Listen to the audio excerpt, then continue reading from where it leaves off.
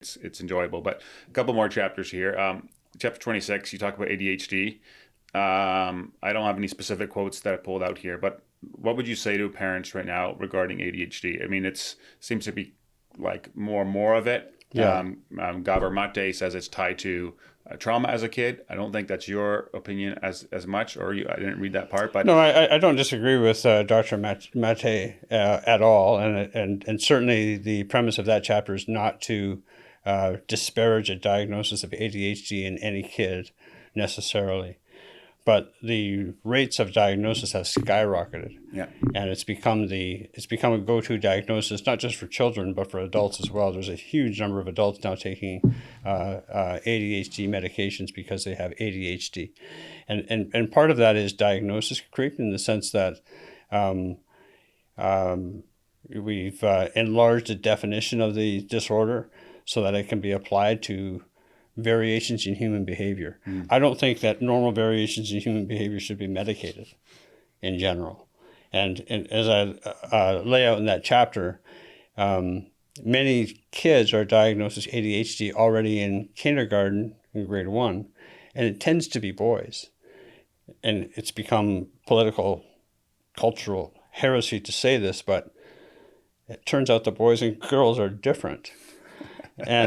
And boys, when they're 5 years old, they have a much harder time sitting still and paying attention to goal-oriented tasks than girls do. And so because they can't sit still, because they're constantly getting up out of their desk and prowling the classroom, they have a higher tendency of being labeled as attention deficit hyperactivity disorder than girls do. Yeah. And so then they get put on medications. And those medications, they work because it calms them down and they sit down and they're able to focus.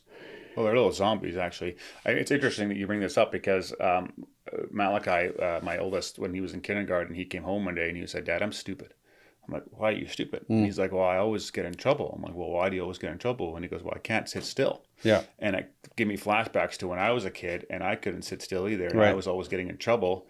And that label, starts to stick and it grows and stuff like that. And so we did homeschooling, and it's really interesting. He does the best work when he's laying on the living room floor now. Yeah. And also some cool things is that earlier this year he wasn't doing very good at math, and so we switched the curriculum to a more physical curriculum. Yeah. He could actually get, and now he likes math. Oh, yeah. And so you just see that. I'm not saying people shouldn't send their kids to school. Homeschooling isn't for everybody, but right. Yeah, it has very practical things can be done often about these things. Yeah. Yeah. So, for sure there are kids who meet the criteria for attention deficit hyperactivity disorder who would benefit from medication. I'm not at all trying to say that that's not the case. Part of my list, but sometimes my tongue gets a bit. That tumor I live with is squeezing my hypoglossal nerve, the nerve that controls your tongue. So that's what the lisp is from? Yeah, that's what it's from. Oh, fascinating. I didn't know that. And it comes and goes. So if it sounds like I've been drinking at 8 o'clock in the morning or whatever time it is, 9 o'clock in the morning, I promise You're like you, Peter. It's like no, it's I haven't had a case of beer before I came into your studio today, Kyle. But anyway, so the point is not that ADHD doesn't exist. The point is that we've gone, in my opinion, way overboard with labeling many normal children's behaviors as pathological, and we're medicating them. And the difficulty is, once you put kids on medications, they tend to stay on those medications for significant periods of time.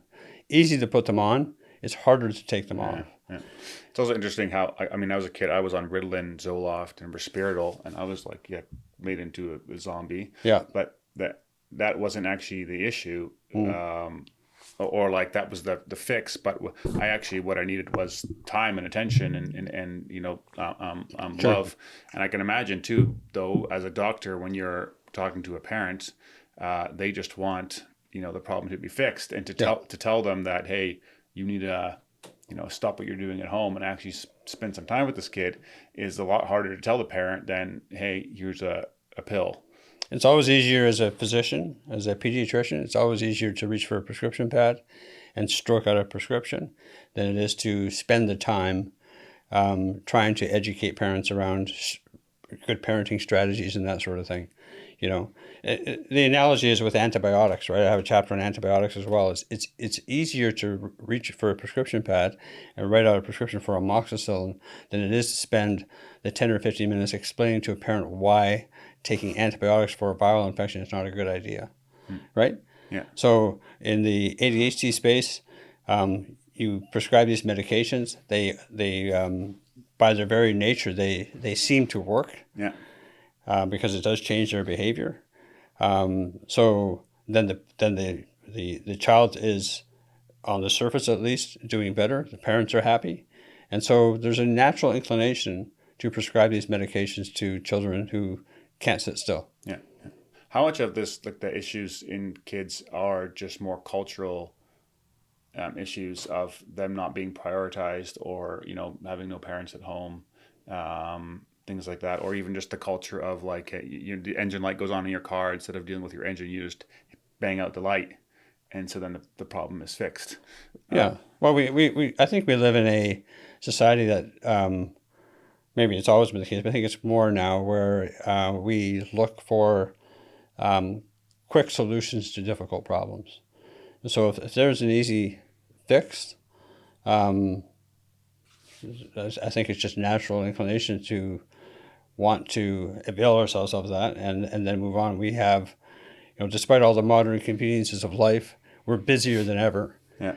And despite the fact that people have less kids than ever, they see family. Hey guys, if you enjoyed that episode and were blessed by it, would you be willing to support the show? That would help a lot in creating more content, improving the quality of the content, putting the production value, getting more guests on, and me being able to spend more time and energy towards it. So if you're interested in doing that, you can click up here and it'll take you to a support page. But you can also subscribe to the podcast by clicking over here and doing that. Thanks again for listening, and I'll catch you on the next one.